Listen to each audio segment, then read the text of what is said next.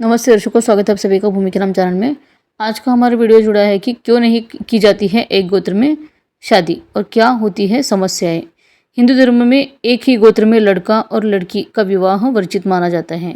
इसके पीछे कई मान्यताएं हैं। इसकी धारणा के पीछे कुछ वैज्ञानिक कारण भी हैं। तो आइए जानते हैं क्या है इसके कारण। सनातन धर्म में गोत्र का बहुत महत्व है। हिंदू धर्म में शादी से पहले गोत्र जरूर मिलाए जाते हैं। मान्यताओं के अनुसार गोत्र सप्तऋषि के वंशज का रूप है।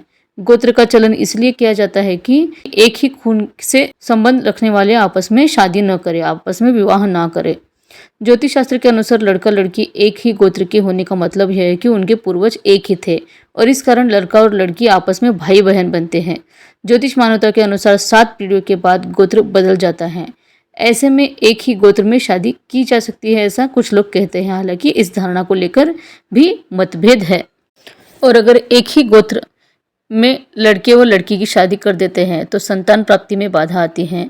बच्चे के जीन्स में आनुवंशिक विकृति उत्पन्न होती है, अर्थात संतान में मानसिक और शारीरिक विकृति हो सकती है। ज़्यादातर हिंदू धर्मों में 5 या कम से कम 3 गोत्र छोड़कर ही विवाह करवाया जाता है।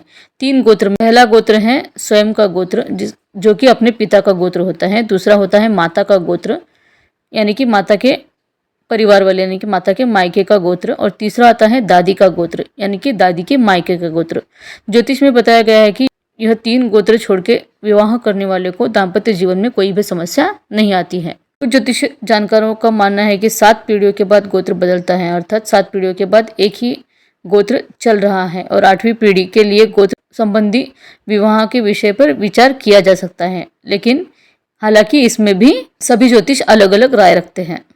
और अब जानते हैं वैज्ञानिकी विचार। वैज्ञानिक की माने तो अनुवांशिक बेमेल और संकर डीएनए की वजह से एक ही गोत्र यानी कि रक्त संबंधियों के बीच में विवाह करने से संतान में कई तरह की समस्याएं हो सकती हैं। अर्थात एक ही कुल या गोत्र में विवाह करने से उस कुल के दोष, बीमारी, अवगुण आने वाली पीढ़ियों में ट्रांसफर हो जाता है और इससे बचने के लिए 3 गोत्र को छोड़कर ही विवाह करना उचित रहता है। अलग अलग गोत्र में विवाह होने से संतान के अंदर उन दोषों और बीमारियों को नाश करने वाली क्षमता बढ़ जाती है और ऐसे में बच्चे ज़्यादा विवेकशील होते हैं।